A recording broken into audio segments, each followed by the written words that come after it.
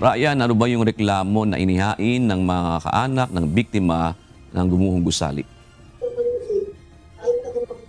June kasong reckless imprudence resulting in homicide sa ilalim ng Article 365 ng Revised Penal Code ang hinihain laban doon sa may-ari at contractor at maging doon sa site engineer.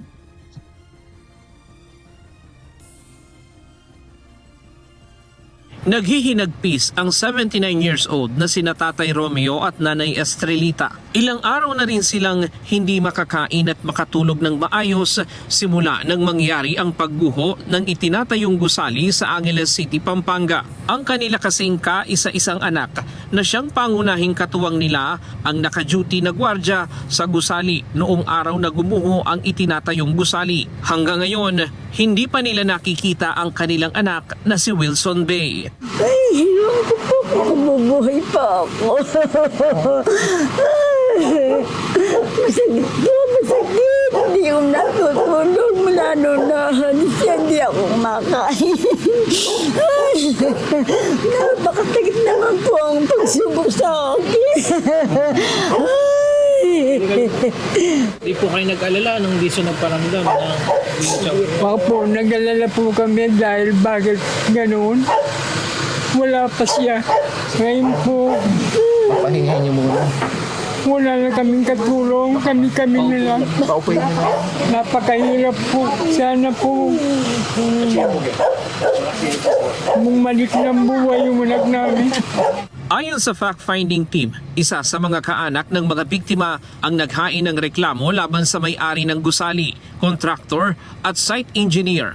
Kasong reckless imprudence resulting in homicide ang hinihain sa Angeles City Prosecutor's Office. Inaasahan nilang maghahain din sa iba pang araw ang mga kaanak ng mga nasawi.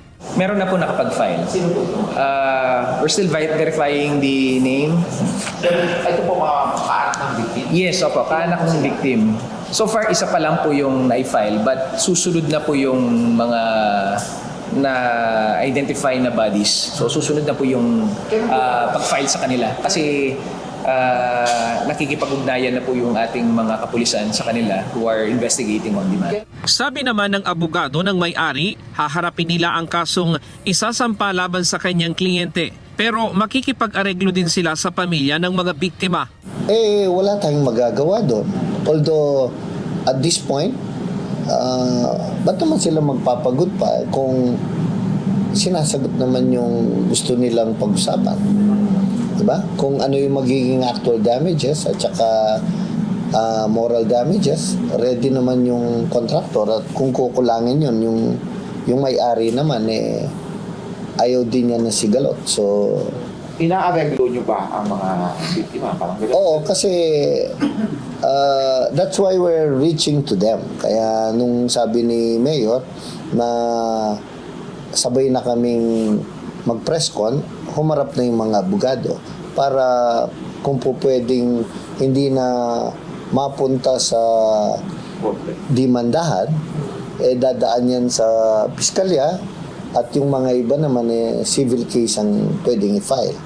So, Areglo. kung pwede namang maareglo, maka-invest na gastusin na ng may-ari sa legal expense, dagdag na lang na tulong o panggasto sa mga naapektuhan ng insidente. Ayon sa fact-finding team, hindi ito mangangahulugan na ligtas na sa kasong kriminal ang may-ari, contractor at mga posibleng may pananagutan sa pagguho ng gusali. Kung meron man settlement, that may be a settlement on the civil aspect.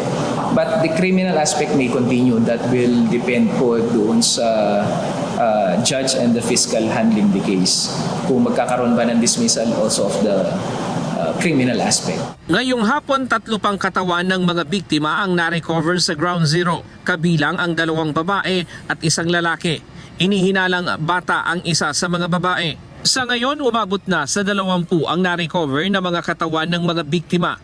Saktong bilang na sinasabing nawawala sa guho. Pero hindi pa aniya titigil ang mga rescuers sa isinasagawang operasyon dahil patunay lamang ito na may mga nare-recover na wala sa listahan, gaya ng nawawalang gwardya sa gusali.